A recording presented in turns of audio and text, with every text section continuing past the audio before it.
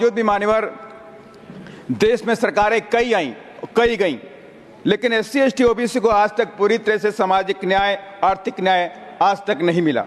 और आज बाबा साहब डॉक्टर अम्बेडकर के संवैधानिक अधिकारों की बदौलत इन कमजोर वर्गों को जो भी मिला उसे भी खत्म करना चाहती हैं।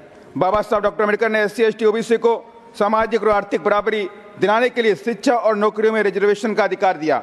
और आज मान्यवर तमाम सरकारें, पहले की भी और अभी भी, आज सारे सरकारी उपक्रमों में, सरकारी विभागों में कॉन्ट्रैक्ट बेसिस में भर्ती की जा रही हैं, जिसमें किसी तरह का रिजर्वेशन फॉलो नहीं किया जा रहा।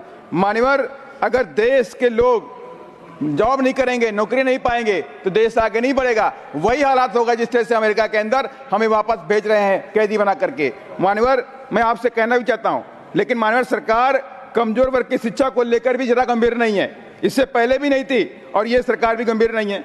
सरकार के पास आंकड़े हैं कि भारत की 30% आबादी गरीबी रेखा के नीचे जीवन यापन करती है।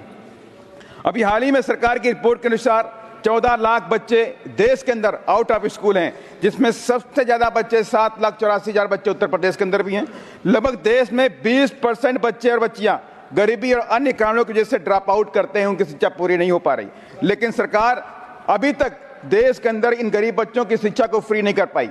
मैं आपसे रिक्वेस्ट करना चाहता हूं, उत्तर प्रदेश में जब माननीय बहन जी की सरकार थी, देश के अंदर पहला राज्य बना उत्तर प्रदेश, जहां पर गरीबों की शिक्षा को फ्री किया गया। किसी भी तरह की शिक्षा लें, पूरी तरह से फ्री थी। मान्यवर SC ST कमजोर वर्ग के प्रति सरकार कमजोर इच्छा शक्ति की वजह से पूरे देश में दलितों, आदिवासियों पर अत्याचार और दलित बच्चियों के साथ बलात्कार और उनकी हत्या रुकने का नाम नहीं ले रही। आए दिन देश में कहीं ना कहीं इस तरह के अत्याचार दिखाई पड़ते हैं और इसके बाद अपराधियों को सजा तक नहीं मिलती। परिवार के अधिकांश मामलों में न्याय तक नहीं मिलता।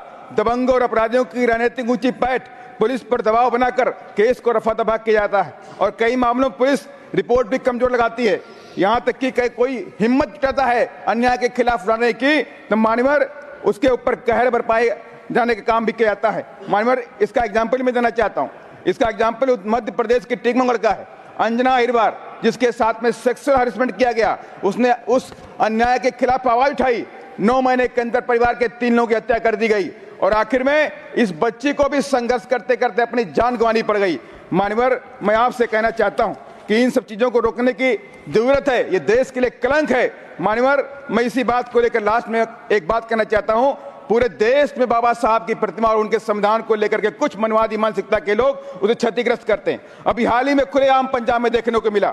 मान्यवर, मनवादी मानसिकता के लोगों को मैं स्पष्ट करना चाहता हूं कि बाबा साहब और संविधान को मानने वाले लोग अपनी जान देकर बाबा साहब के संविधान और सम्मान में कोई आंच नहीं आने देंगे, क्योंकि बाबा साहब डॉक्टर अम्बेडकर हमारे भगवान जैसे नहीं, भगवान ही हैं। हम अपने भगवान और संविधान की पूजा करते हैं और संविधान हमारा पवित्र ग्रंथ है। इन्हीं सब बातों के साथ मैं अपनी बात को खत्म करता हूं। जय भीम, जय भारत, जय संविधान। धन्यवाद। और ऐसी खबरें देखने के लिए सब्सक्राइब कीजिए हमारे YouTube चैनल को। वीडियो पसंद आए तो लाइक, कमेंट और शेयर जरूर कीजिए। शुक्रिया।